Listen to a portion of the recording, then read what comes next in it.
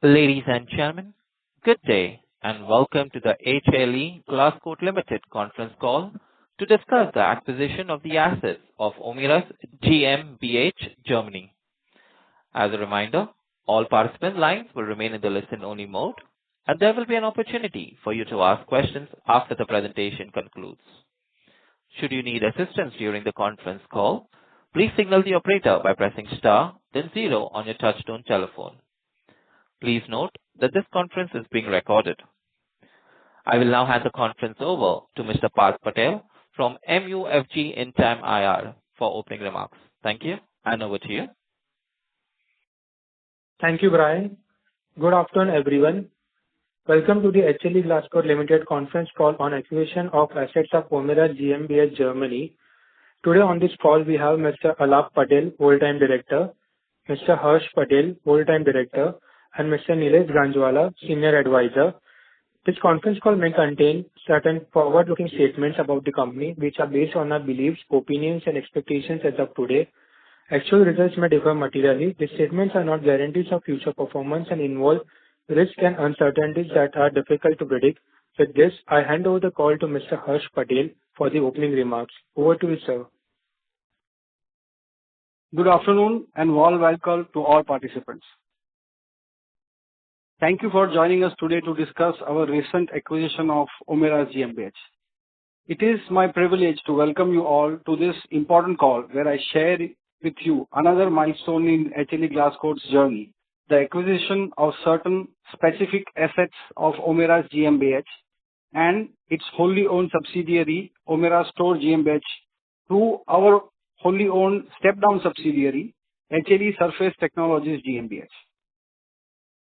As you may recall, on 14th August 25, we had informed the stock exchanges about the execution of the definitive agreements for this transaction. I am pleased to update you that as of 18th August 2025, HLE Surface Technologies GmbH has completed the acquisition of certain specific assets of Omiras GmbH, which also includes all shares of Omiras Store GmbH. This marks the formal conclusion of the acquisition process. Omiras is a company with an illustrious 187-year heritage in Germany, specializing in architectural facades, vitreous enamel coating, and advanced metal processing. Through Omiras Store, it also markets glass fused to steel tanks and silos, ranging from 8 cubic meters to over 20,000 cubic meters in capacity. These modular bolted tanks are widely used for storage of potable water, wastewater, sludge, industrial liquids, animal feedstocks, biogas, and grain. Omiras has successfully delivered 350 tanks in Saudi Arabia alone in the past decade, highlighting its international credibility.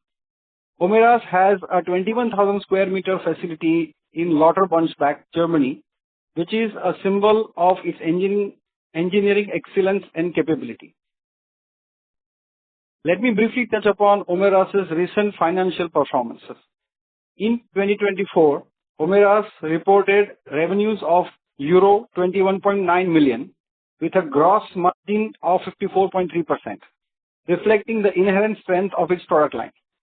However, due to pandemic-related disruptions, surging energy costs in Europe, and delays in certain large project executions, the EBITDA margin compressed to 4% with a negative PAT of Euro 0.46 million.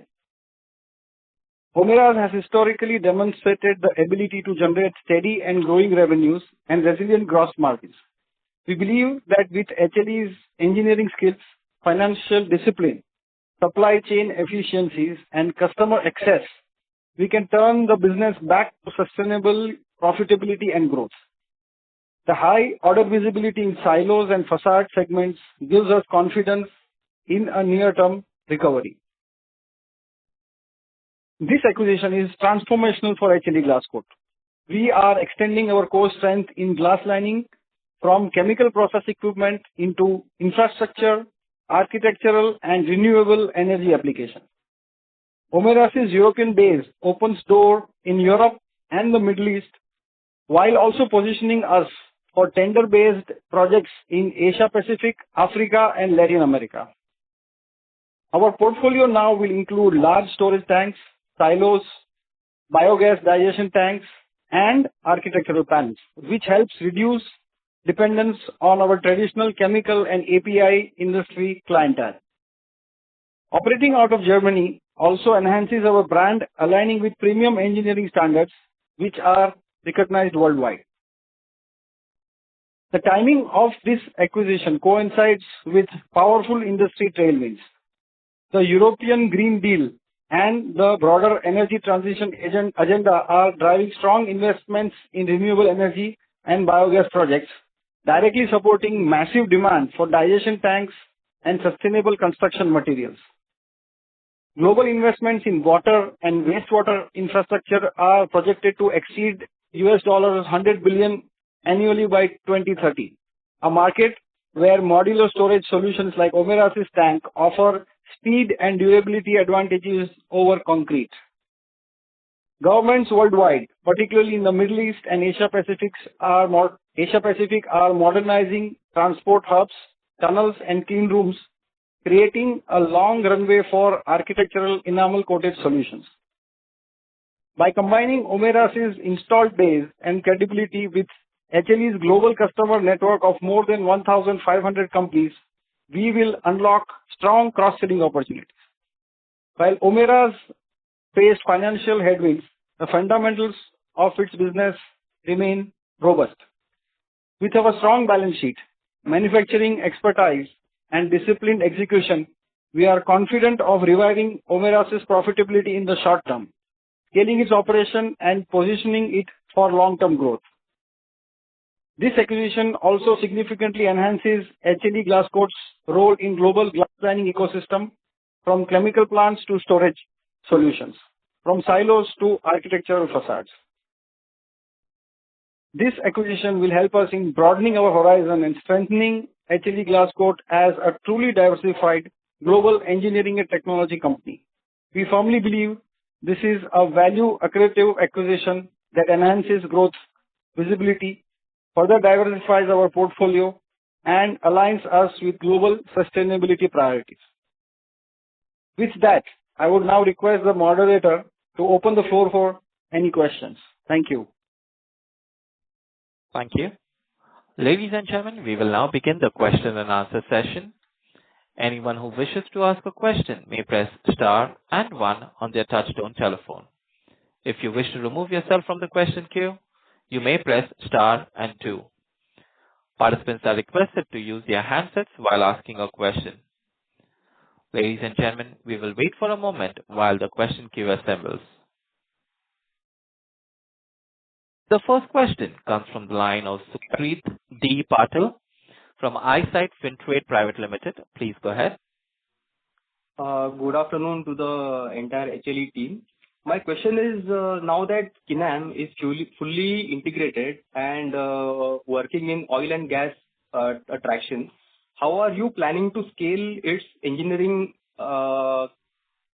capabilities for high-spec global clients? Are you considering any facility upgrades, automation, or joint design platforms with Salatech to meet international standards faster? What is the guidance of the company on this? Thank you.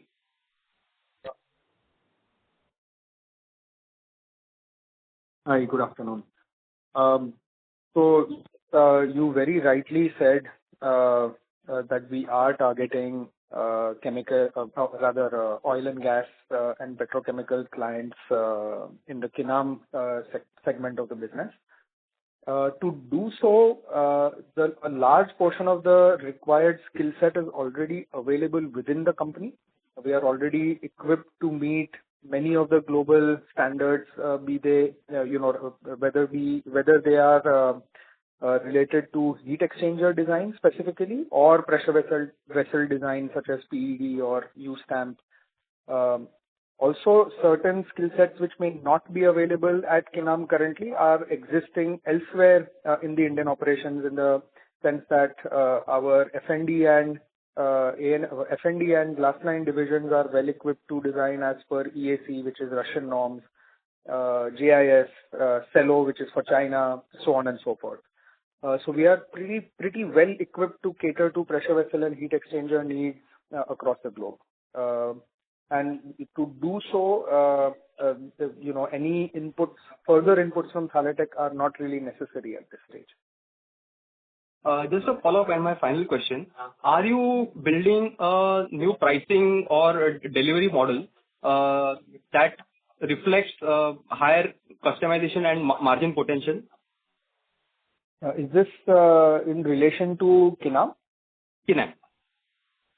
So if you look at how Kinam currently operates, they are already in a customized heat transfer solution space, which is already quite differentiated from the traditional fabricators who are offering similar products to the chemical and pharma industry.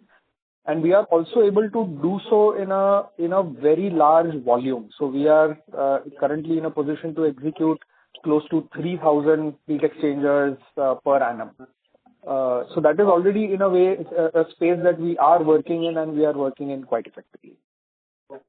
Okay, great. Thank you very much, and I wish the team best of luck for the next Q2. Thank you so much. Thank you. The next question comes from the line of Ajay from Niveshaay Investment Advisors. Please go ahead. Thanks for the opportunity and congratulations on the acquisition. So my question is, will HLE be liable for any outstanding debt or any other liabilities beyond the acquisition amount? And if you can also provide more details on the specific immovable property included in the acquisition agreement, because there was no breakup of the 2.75 million euro transaction. And if you can also break it further into how much, because we are going to acquire specific assets of Omera, and we acquired the complete shares of Omera Stone. So if you can break this amount, that will be helpful. Thank you for your question. I think we are specifically acquiring only the specific assets of Omera's, which also includes the 100% shareholding in Omera Store, which was its wholly owned subsidiary. So we are not acquiring any liabilities of Omera's. We are only acquiring specific assets. We are acquiring some trade liabilities of Omera Store, because Omera Store has no other third-party liabilities other than certain trade liabilities. So, and those trade liabilities are very, very, very small. We have already done a detailed diligence before completing the transaction. With respect to the question on the real estate, we are by virtue of this acquiring roughly about 21,000 square meters of land, and there is a constructed factory building on top of it. So we are acquiring the land and the building. The current market value is a little under €1 million currently. We also acquire the entire equipment, which has not been independently valued, but the value is considerably higher. We also acquire the intangibles, which include the brand Omera's, as well as the entire technical know-how related to the manufacturing process, as well as the specialized products that they manufacture. We also acquire the entire inventory as on the date of transfer, which includes all the inventories that they currently have, whether it be raw materials, work in progress, or finished goods. And we have also taken over the entire order book on a specific order basis. So we have picked the orders which are profitable and left behind the orders which are not. So we also have acquired the specified members of the team, which we believe will be required to continue operations of the business, which includes management at all levels of the business. Thank you, sir. That gives a lot more clarity. Sir, another question is regarding the acquired business operations. If you can mention what is the current order book, because we mentioned in the document that we have a healthy order book and expect to turn it around a little fast.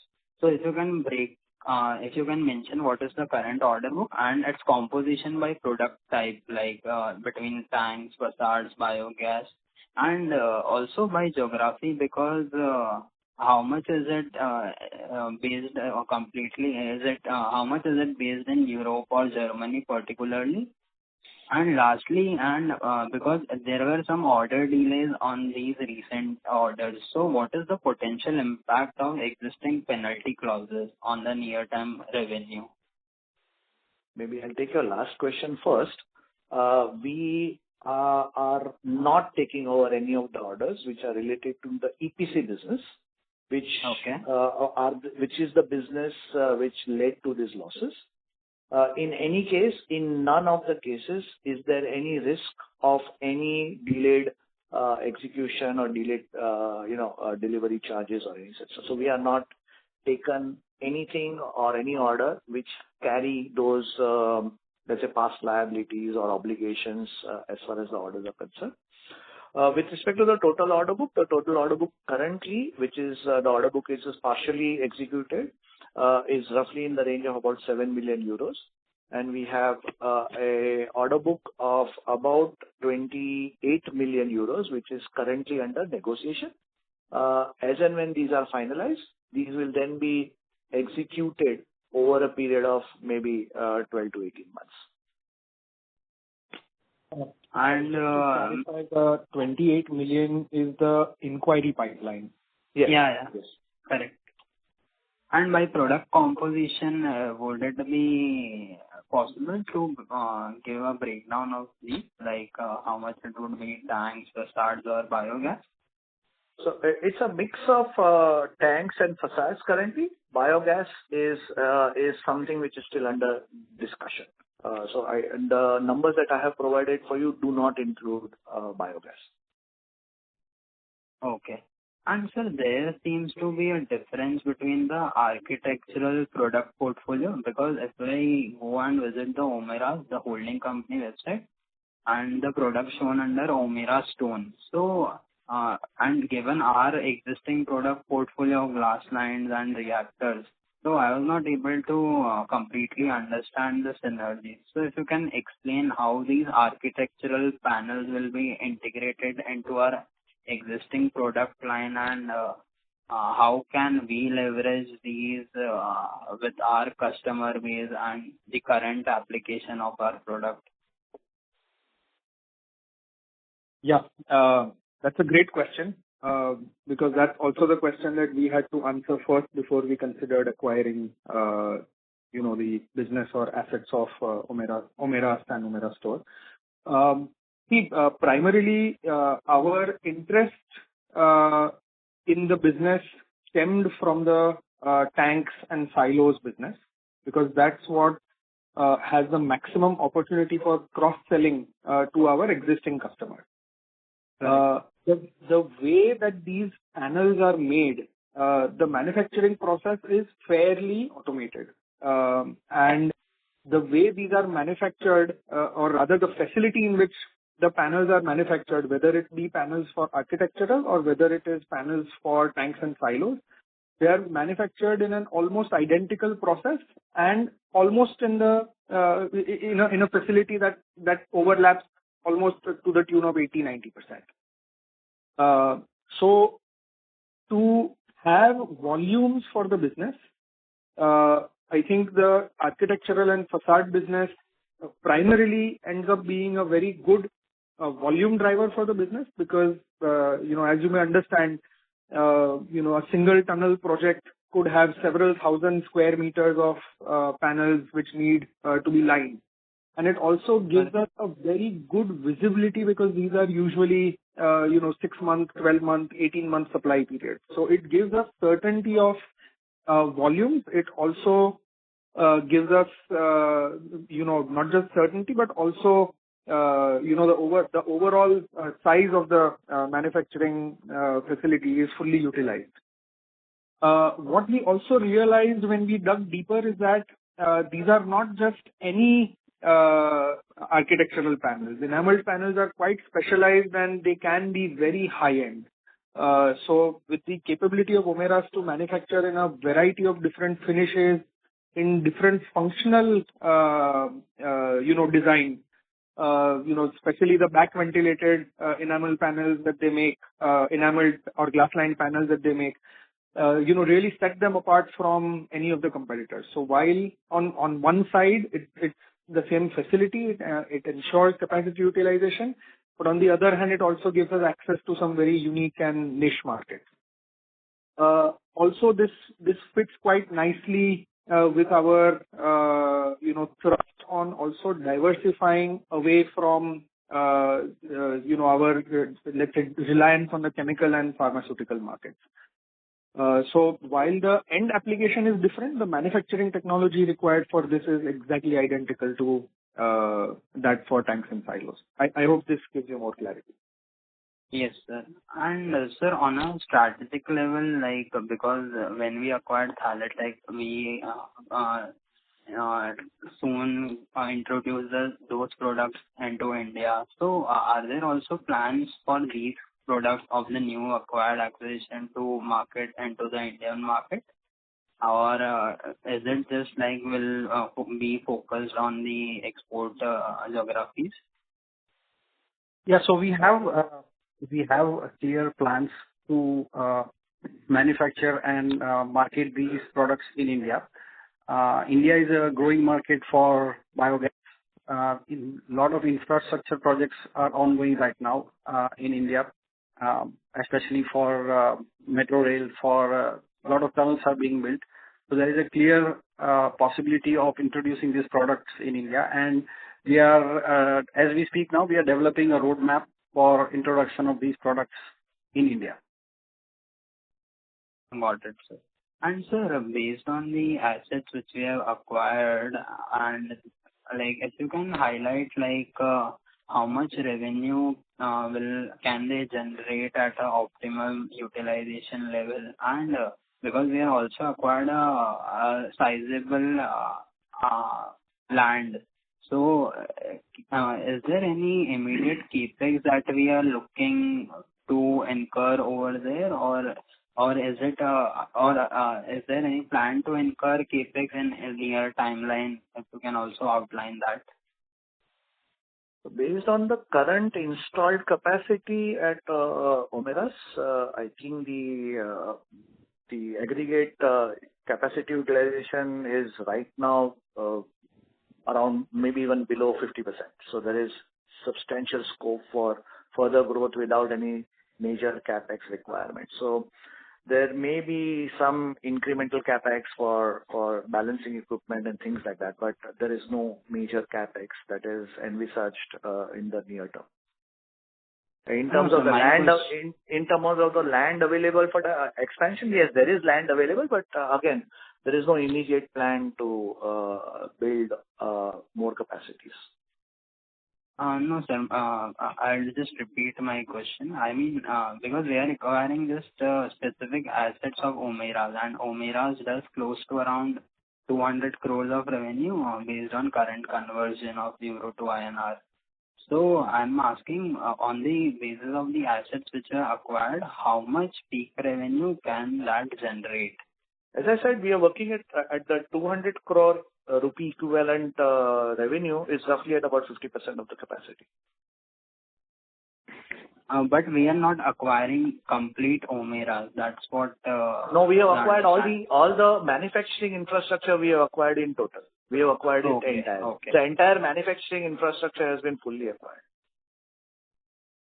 Okay, and because currently we have, as we mentioned, the order book is currently around 7 million euros, and the pipeline also looks healthy.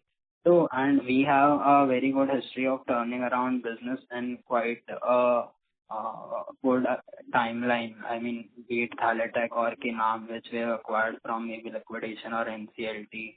So, I mean, is there any similar timeline which we are working upon, or do we even see this to turn around at a faster pace? If you can also share your thoughts around that. So I think we are looking at this to be a healthy, profitable business within a time horizon of about 3 to 4 quarters. And the margin profile, I guess in yesterday's interview, Alap sir also mentioned the margin for the same is going to be double-digit margins. So yes, that is correct. Yes.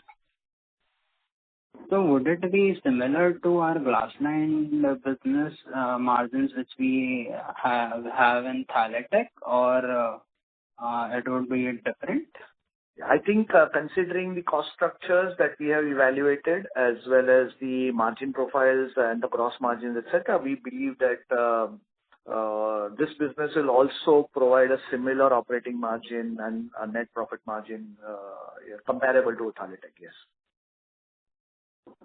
Got it.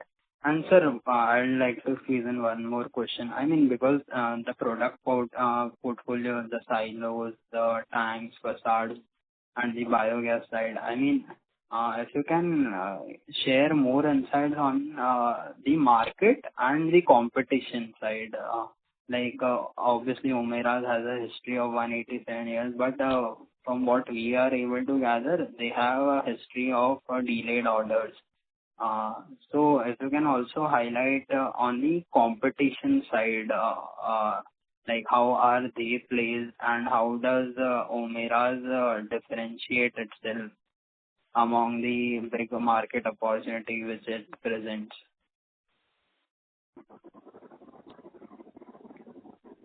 Yeah. So there are a couple of players of size similar to Omeras in this space. So when I say this space, let me clarify. There are a couple of players of Omeras' size in the tanks and silos business. There are also other players who specialize in the architectural facade business, but Omeras is the only one who actually masters both. So there are very, very few players who are actually able to deliver quality products in both these spaces. I would say the players for the tanks and silos are located in North America and Europe largely. There are also a few in China, but they are largely catering to the Chinese market. Similarly, also in the facade business, there are one or two competitors within Europe, but they are much smaller, and like I said, they only manufacture architectural panels. So in the architectural business, actually there is no company in the world, as per our understanding, who can deliver at scale that Omeras can deliver, and so that is one big advantage that Omeras has. Okay, sir. Got it. I'll come back and queue. Thank you. The next question comes from the line of Karan Sharma from Credent Brokerage Services Limited. Please go ahead. Hello, am I audible? Yes, Karan, please go ahead. Yeah. So my question was a little strategic in nature. Also could be stemming from the fact that my knowledge might be lesser in this area versus you. So I see some part of capital allocation recently entering Europe. Hi, I'm sorry, but we can't really hear you. Can I request you to please speak up? Yes. Am I audible now? A little better, but Yeah, not really. Better. Yeah. One second, let me check.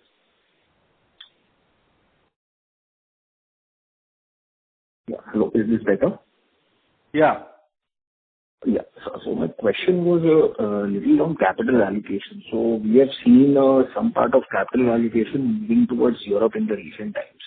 And from what our reading suggests and what we have seen in history is basically, whenever Indian companies have gone on to acquire assets in Europe and Germany, they have found it difficult to turn it around. Means there might be larger acquisitions, smaller acquisitions, but it has been difficult. It has been a difficult task to turn these around.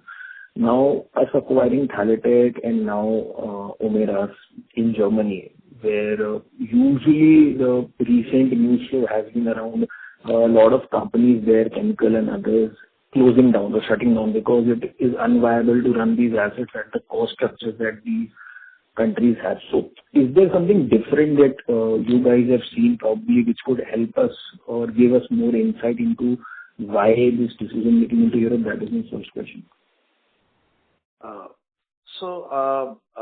I think firstly, I do not entirely agree, or we do not entirely agree that the industry or the industrial scenario in Europe in general is bleak. I think there are certain pockets, and there will always be certain industries which may not do well.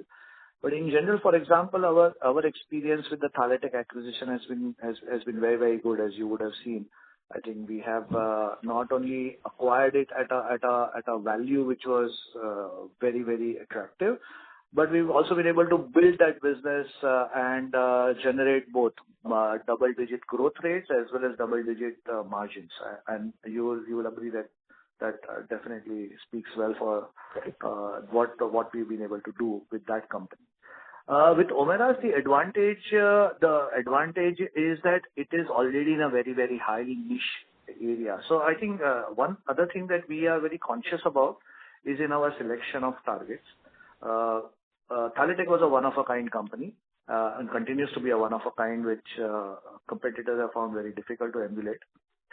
Similarly, Omeras is also a one-of-a-kind business, which we are very confident they will be able to stay ahead of competition, if any, for several years to come. In addition to this, we are acquiring Omeras at a value which is less than its inherent asset value. So we are not even talking of business valuations here. More importantly, we are acquiring not just the business and its order book, but we are also acquiring the management team. We always look forward to continuity in terms of management and the capability that they bring with them. And this always has helped us in good stead in all our acquisitions so far. So we obviously want to look at it very closely. We do a very close study of the pros and cons of any acquisition, most importantly, sustainability and the management bandwidth. And that has also gone into the evaluation of this acquisition as well. So I think we feel very, very confident that we've actually got a jewel at a very, very affordable rate. Perfect, sir. So thank you. If I may ask one more question. Hello. Yes, please go ahead. Yeah. So, second question was a little looking into the future. So a couple of our acquisitions or adjacencies have been into areas where we usually have not been in the past, like F&B and HLE. So Kinam with heat exchangers, architectural panels. So what does our capital allocation in the future look like? Would we be adding more adjacencies? Would we be exploring other countries also as well in these terms, or would it be like more internal, domestic oriented?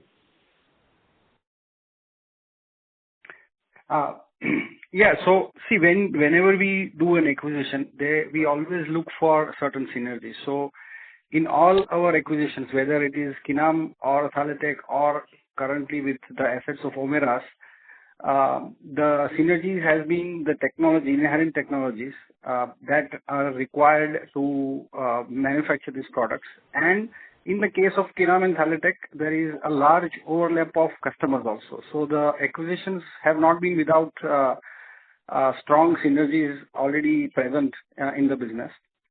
Similarly, the Omeras acquisition right now is basically based out of the strong synergies that emerges from the technologies that are used in manufacturing the products that Omeras is making. And on top, there is a synergy in the final customer base. So there is some cross-selling possible within that.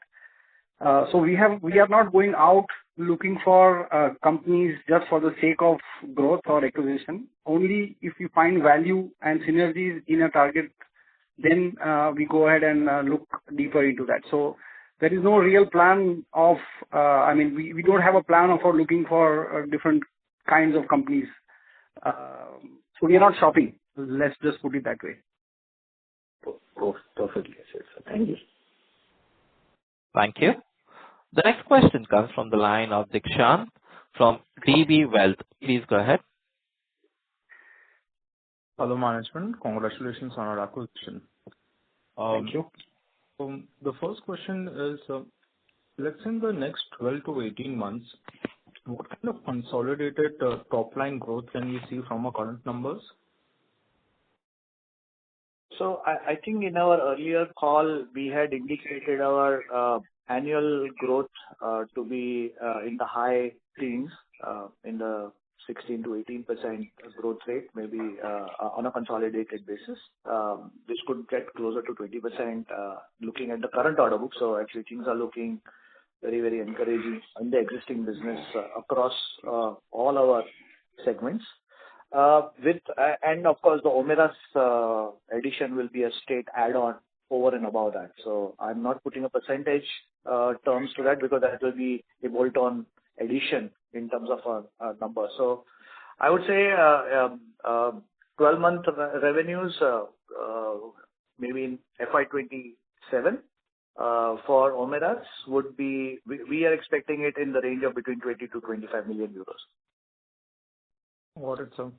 So secondly, whenever we have done an acquisition, our opportunity has always been better.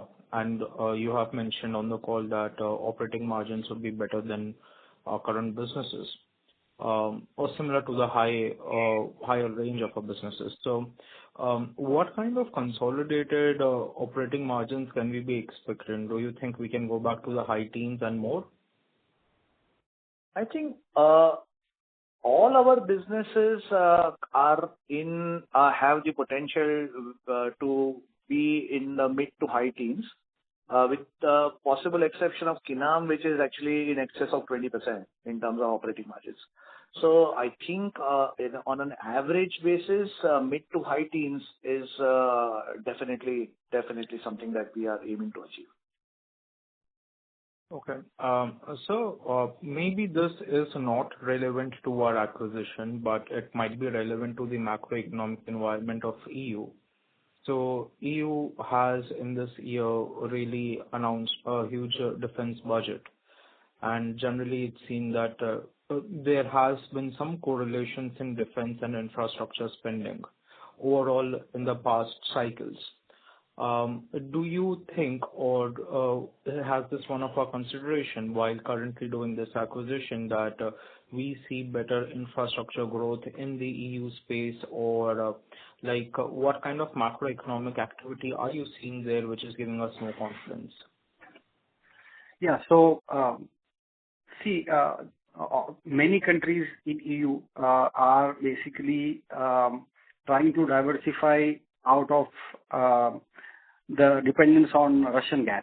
And mostly this is happening via the biogas route, or some part of it is happening via the biogas route. And it is expected that the biogas market, the investment in biogas is roughly going to be 28 billion in the coming years, euro.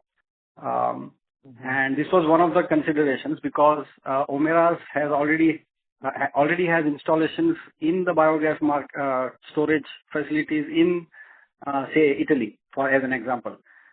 So this was one of the important considerations. Also, there is reasonable infrastructure push going on in Europe, and there are many metro stations either being built or being renovated because they have their system so old that now it's time for renovating stations. So this we have seen. In fact, we had as a part of due diligence, we met a couple of customers who were executing these underground tunnels or metro stations to get an understanding of what is going on and what may pan out in the coming years. So that's also been a consideration. And this is on top of the basic tanks and silos, which is like an evergreen business going on. And also, I would like to add that this is a global opportunity. This is not just for EU. Because if you have traveled across US, you would have seen that a lot of grain storage facilities are glass steel tanks, and Omeras is not even ventured there. So we also in the due course, we also intend to address those markets. There is also apart from EU, there is also a macroeconomic factor, being that countries like, say, in the Middle East, they are building artificial cities, or I will not say artificial, they are building new cities.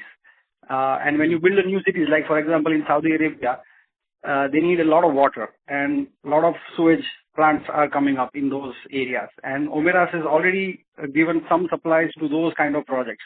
So yes, we have taken into account a lot of macro and economic factors while taking this decision. So, let's say a 20% growth on our top line for the FY26, and Omeras would be completely over and above. We are not considering Omeras as in this 20% calculation.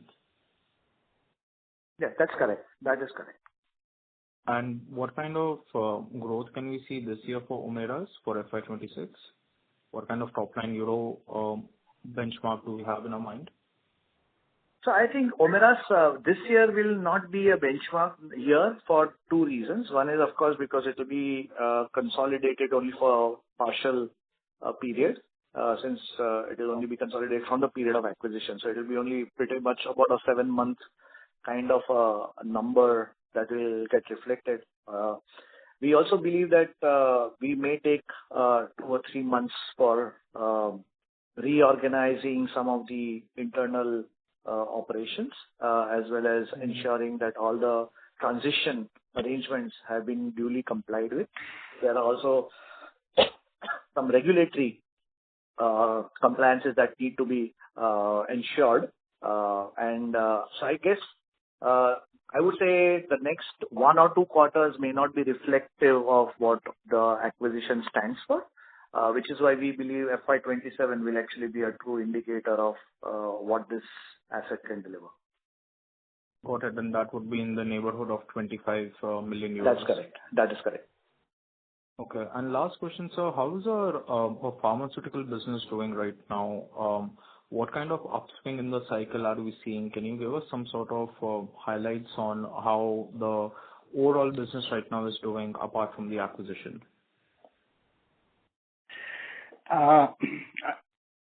The pharmaceutical business, so when I say pharmaceutical, of course we mean the API part of it, is doing actually quite well. There has been, from last year to this year, has been a double-digit growth across the country, and even in Europe and US, we are seeing investments coming in the pharmaceutical industry. So, and we expect that this will continue to do well in the coming year or so, or 2 years, roughly.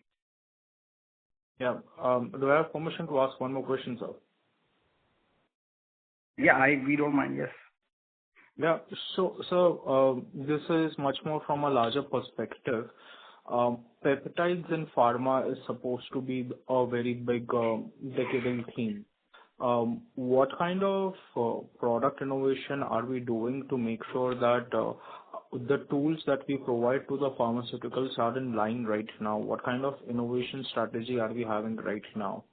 Because the GLP drugs are the first frontier drugs, but there are a lot more things that might come up from the research that we have been doing. So you being the pioneers in the tools industry for pharmaceuticals as well, could you help us understand this a bit more from a larger perspective? Yes.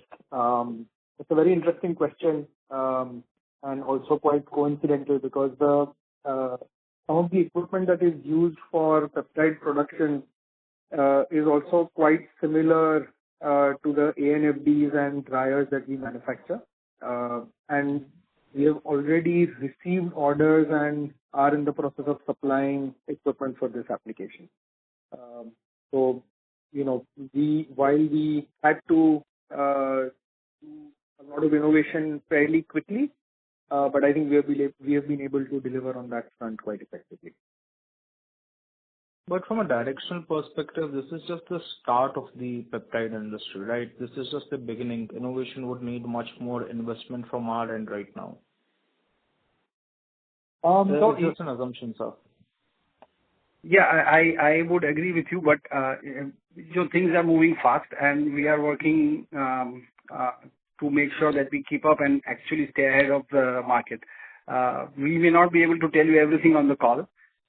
Some of them, as you might understand, we are market sensitive, and yes, but we are on top of this. You can be assured of that. Good to know, sir. Congratulations for the acquisition again. Best of luck to the company. Thank you. Thank you. Thank you very much. Thank you. Thank you. Ladies and gentlemen, if you wish to ask a question, please press star and one.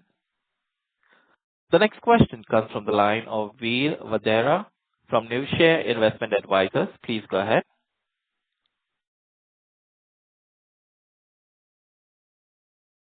Veer, if you can please unmute your line and ask your question. Hello. Am I audible? Yes. Yeah, congratulations for the acquisition. I had few questions apart from the acquisition for the general business. So if we observe this quarter, the margins in glass-lined segment were lower as compared to previous quarter, and also if we compare to the competitors. Was it due to different product nature or due to different geography? And also, if we see this quarter, order book hits all-time high. So from which segment more order inflow has been observed? So I think, first of all, I think the margin profile on different segments are also vary quarter on quarter. You must have seen our past history where the first 1 or 2 quarters are relatively, should I say, softer than the latter half of the year. So you will see margins and volumes building up. During the first quarter itself, I think the volumes have grown substantially in the filtration drying business as well as in the glass-line equipment business out of Europe. The Indian glass-line industry, the Indian glass-line segment is also seeing a good inflow of orders, which will start getting reflected in revenues and margins going forward. So I think we are hoping to maybe address your questions by actual performance in the next couple of quarters. Okay. And also, as we got approval for amalgamation of Kinam Engineering, and as per my knowledge, yes, please go ahead. And as per my knowledge, we were going to issue shares worth of 78 crores of HLE Glascoat to the Meta family. So how much dilution do we expect after this amalgamation? So I think we have just had the final hearing of the NCLT last week, where the order has already been pronounced. The scheme has been approved in open court. We are of course waiting for the written copy of the order, which is expected in the next few days. So as we stand, the scheme has been approved. The total dilution or fresh allotment of shares is to the extent of roughly about 1.7% of the outstanding equity capital of the company. Okay. And lastly, what would be the execution timeline across all the products of Omeras, including tanks, silos, and facades? So it depends on projects. It really depends on projects.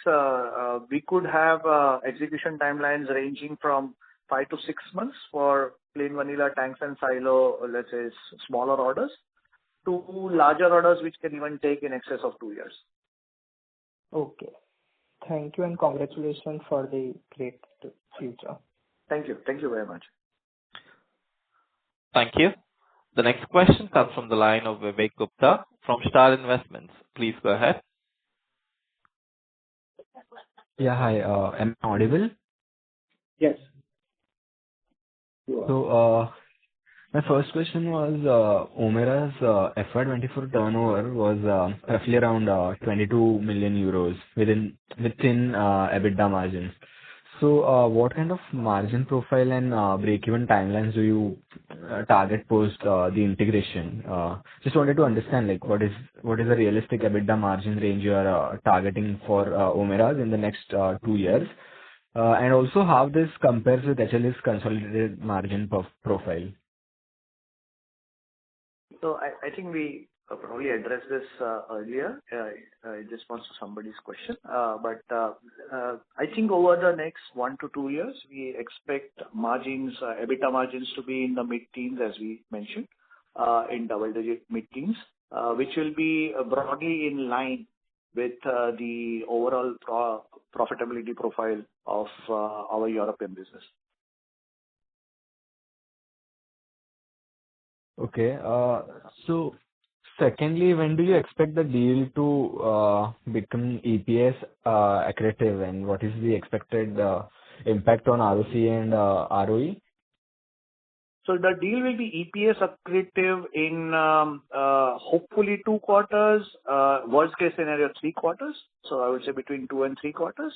In terms of ROE, ROC, considering that we have acquired the assets and the Omera store shareholding at below its book value, it will be obviously extremely positive from a ROE, ROCE perspective. That we haven't acquired this at any business valuation or any multiple of any profits or revenue or any such thing. We have actually acquired it at a value which is less than the asset value. Okay. So, my last question would be like, how does this acquisition affect HLE's capital allocation strategy? Like, should investors expect more inorganic growth moves in Europe, or will the near-term focus on consolidating this acquisition and also debt reduction on Concall level as directed during previous earnings con call?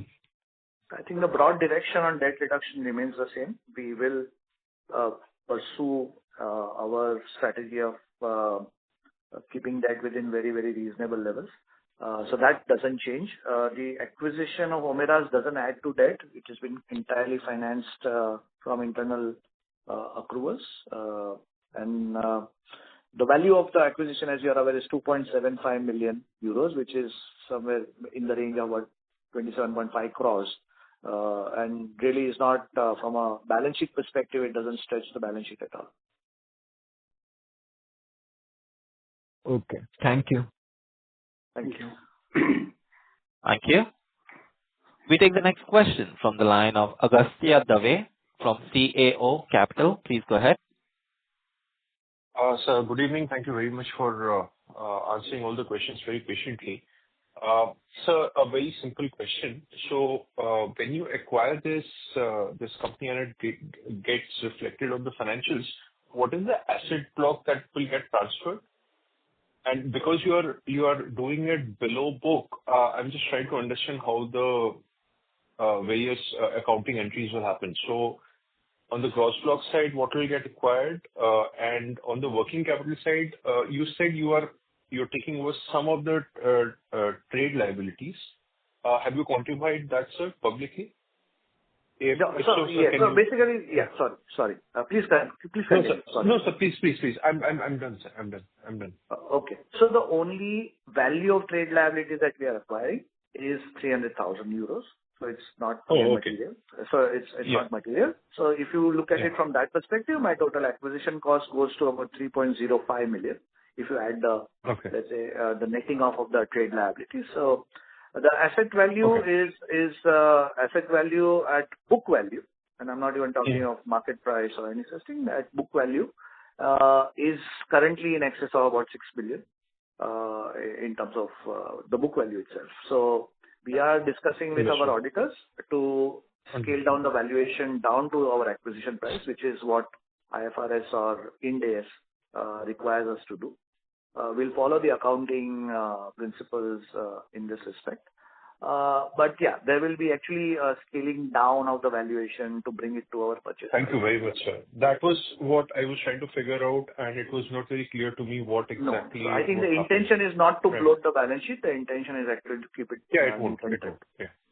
Right. So any pension liabilities, any off-balance sheet items, I'm pretty sure you're onboarding many of the employees. So how is that being handled? We are issuing them fresh appointment letters, and all their existing pension has been fully paid out in terms of funded, and we have exactly zero carry forward pension liabilities. And going forward, would you have to create any provisions for pensions? Yes. So that will be part of our cost of the people that we acquire, take over others. And it will flow through the P&L. Yes, that will flow through the P&L. Exactly. As and when the activity levels pick up inside HLE Group. No, actually, we are treating that as nothing from the funds. We are treating that as a fresh cost for the services rendered.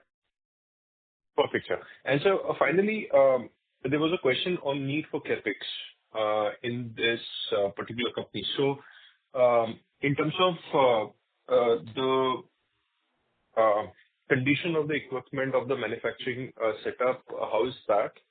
And what kind of maintenance CapEx would you require? And if you do try to expand, would you be like, now that you have access to the technology, would you be doing the expansion in India and continue to use the brand, or would you do it in Europe? And what kind of utilities and land are you do you have access to for future expansions? Yeah. So as Nilesh had earlier mentioned on this call, we are currently at quite a low capacity utilization. Yes, 50%. Yes, sir. I heard that, sir. I'm just trying to figure out. Yeah. No. So there is really no capex required from a capacity point of view, right? Right. Also, from a quality of equipment perspective, the kind of equipment that they have are state of the art. Many of the equipment are also brand new. Okay. We have state of the art laser cutting lines for profile cutting of steel sections, for steel plates. There is also a fair bit of automation both in the metalworking and the glass lining parts of the business. So in terms of the quality of the assets, they are top notch, and I would be hard pressed to find a facility which is so well equipped in this space. Great, sir. Then you have got a very good deal. Congratulations, sir. Thank you. Thank you so much. All the best, sir, and thank you very much for answering all the questions. Thank you. Thank you. Thank you. Ladies and gentlemen, in the interest of time, this will be the last question. I now hand over the conference to the management for their closing comments.